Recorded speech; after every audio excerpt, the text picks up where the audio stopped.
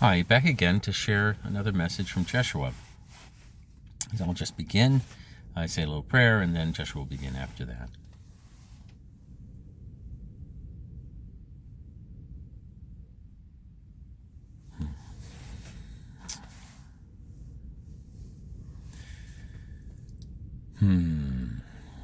It is April 1st, 2020. And what is called the April Fool's Day. And yet many are not in the mood, are they? As a month begins in which they are told there may be indeed hundreds of thousands of deaths in your country, what is known as the United States.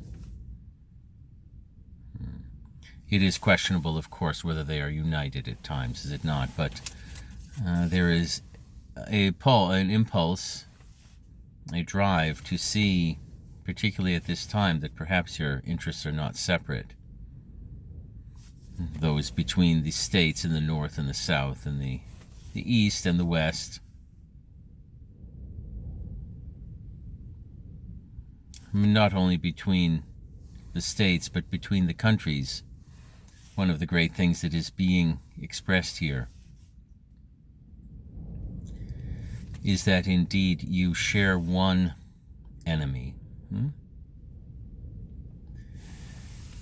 Those who will look at the nature of human technology will see that the technology has existed for quite some time now, nearly half a century, to feed all of the children in the world. There was a time when that technology did not exist, but it has existed for quite a while now.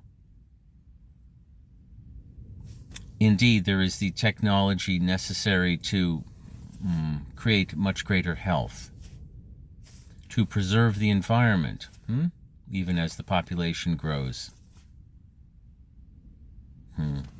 and to give greater leisure that incarnated souls on your planet might focus on, shall we say, the more rewarding aspects of their soul's unfoldment.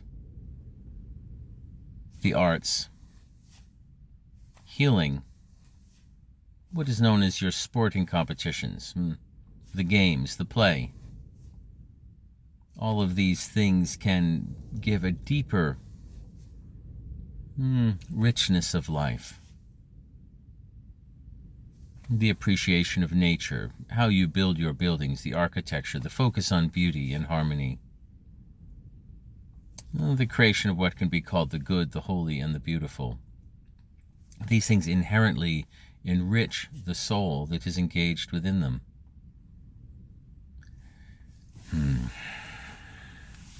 All of these conditions have existed in terms of the development of technology, farming techniques, and so on, so that if your societal consciousness was elevated to a certain point, you could create what could be called a heaven on earth. Yes, there are challenges, but it is more the challenge of the human immaturity than it is the challenge of technological advancement. The primary immaturity is the sense that there is someone outside of you that is doing something to you, and that is why you are having troubles. The more mature, and this is not a judgmental term, we are not saying it should be different, but we are saying it could be different. It is an option for you. We are seeking to present you with options.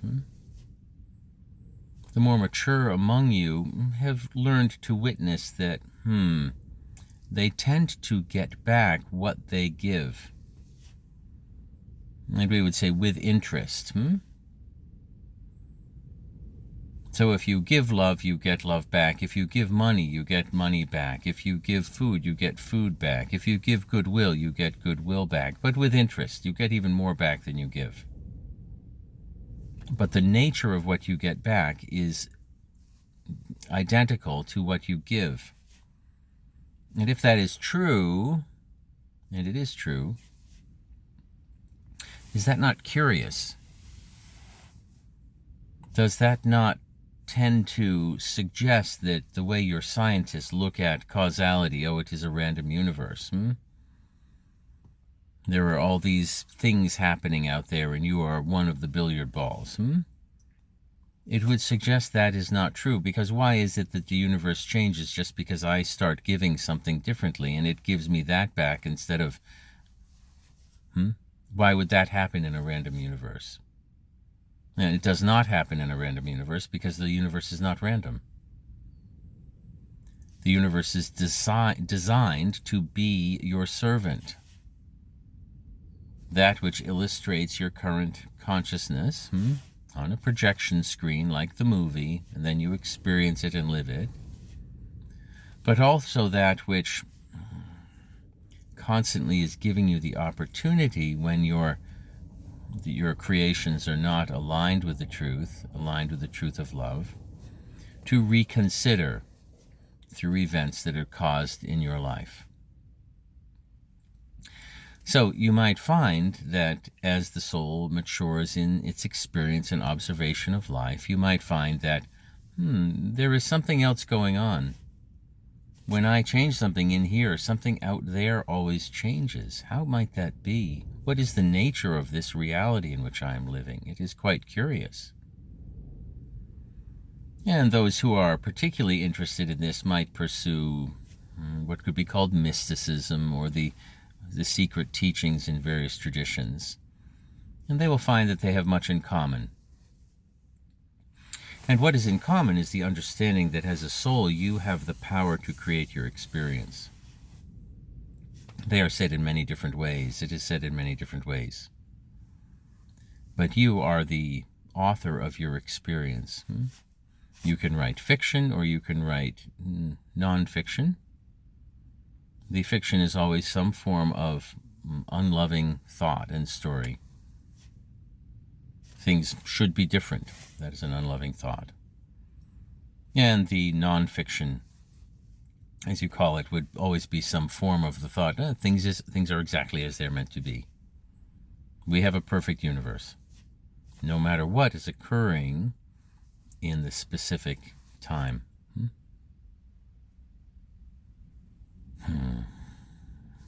How does it feel to consider that possibility? That the one question to ask at any given time is, if this is true, if I indeed am creating my experience, and we would emphasize there is nothing wrong with what you're doing, it is always perfect.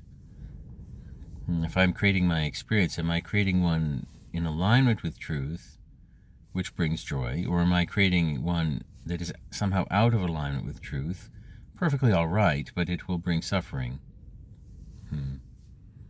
How then to correct, if you would see it in those terms, how to come into alignment so there is no more suffering?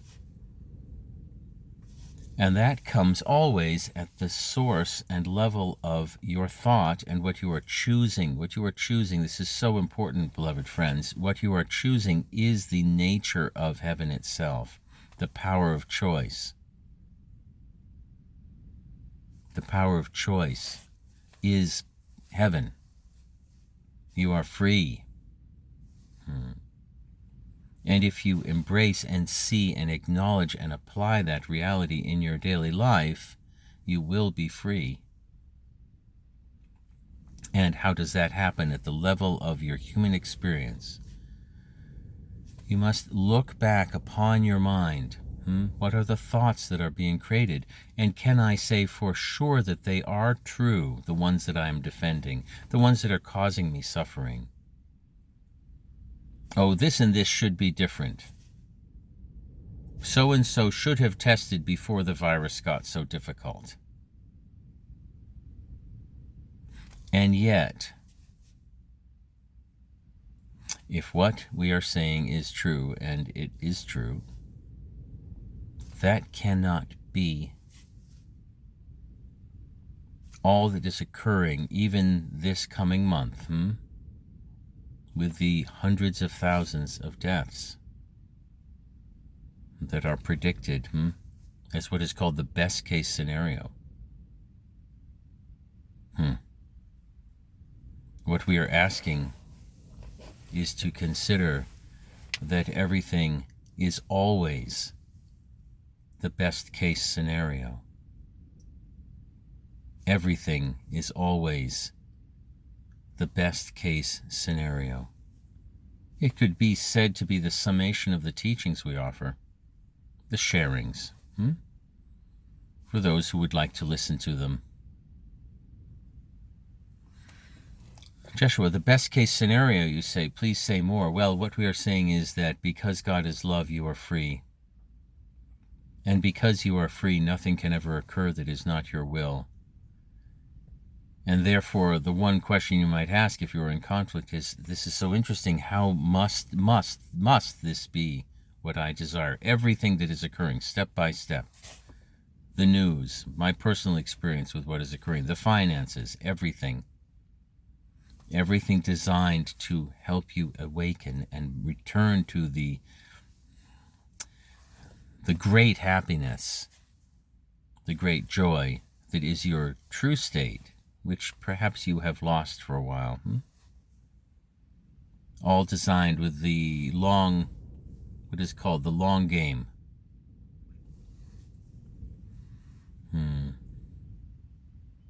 So as this month approaches, you will find that there is pain, there is loss, what is perceived as loss, and grief. There is much coming. It does not mean we are not with you. It does not mean you are not with you. It does not mean that God is not with you.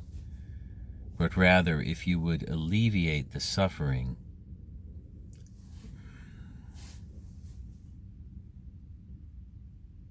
embrace the feelings that are arising instead of repressing them, first of all, so that the pressure cooker does not build up.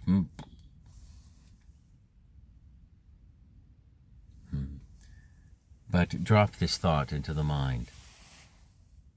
Perhaps no matter how things are appearing in the world, and there have been many, many challenging times, have there not, in the world? No matter how things might appear to be unfolding, perhaps there is a part of me which knows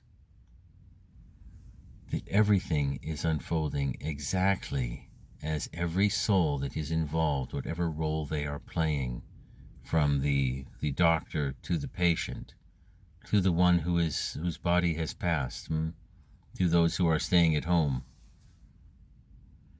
and dealing with challenges of their own, to all of these beings across this planet who are now, nearly everyone is becoming directly confronted with what is occurring. How might it be that every soul, and intimately how might you know this is true for your soul, that every soul is only generating the exact experience that they are desiring at the level of soul? And if you would end the suffering, use this practice. Be humble in curiosity. If I think that this is wrong, I suffer. Perhaps I would be better off if I was wrong about this. If I think I am right, rather, I will suffer. I know that this thing should not be the way it is. This is wrong. This is wrong what is happening. When you believe that, you will suffer. So is it possible that you are better off being incorrect in your perceptions? Perceptions which you do not know are true, by the way. You are just defending because you want to make it feel like you know something is true in these uncertain times. But what we are giving you is what would be called the capital T truth. You and you alone are generating the exact experience you are having, including your perception of all experiences in the world and your involvement with all experiences in the world. And at the level of soul, all that is occurring is exactly what you desire, and it does not mean you want ill for another, because they are also only experiencing what they desire. And it is a wonderful opportunity to look upon what is occurring at the depth of your soul as it cries out for the experiences which will bring awakening and the return to truth to it. A very significant step in this process, a shortcut, if you will, let us say the quickest path, is to embrace the idea that, perhaps everything is happening exactly as I desire it to. This is what I want. And if it seems like it is not, can I sit with it? And at least consider the possibility that at some level, a deeper level, a truer level, all that is occurring is indeed what you want. It does not mean you do not feel it. It does not mean you do not feel compassion, for that is part of what you are seeking to experience. It can be well said that suffering brings compassion, and compassion is what is desired in the heart. So not to pull up and out and away, but to feel what is occurring, to feel your deep compassion for your fellow human being who is wearing the same shoes as you at this time. You are all together and one in this. And can you see how greater love for yourself, for all things, can grow out of this and indeed all experiences when you choose to see it with the loving explanation, the loving truth that nothing is occurring to you, only and always, always for you. Because, beloved friends, you are asleep. You are asleep to the reality of love. Some more than others, but I tell you, from where we transmit this message, the frequency and the light that is here is something that almost no one on your planet is experiencing, and you want to get back to it. So, see what is occurring is like the birthing pains, And all beings, those who will pass and those who will stay, all of them are under the care and the love, and indeed the guidance of a mother and a father who love you dearly and wish to give all of them to yourselves. And when they do, you will experience such bliss as I experience. It fills my heart with joy to imagine that. And it will, I promise you, it will come to pass. And with that, we complete this sharing. Amen.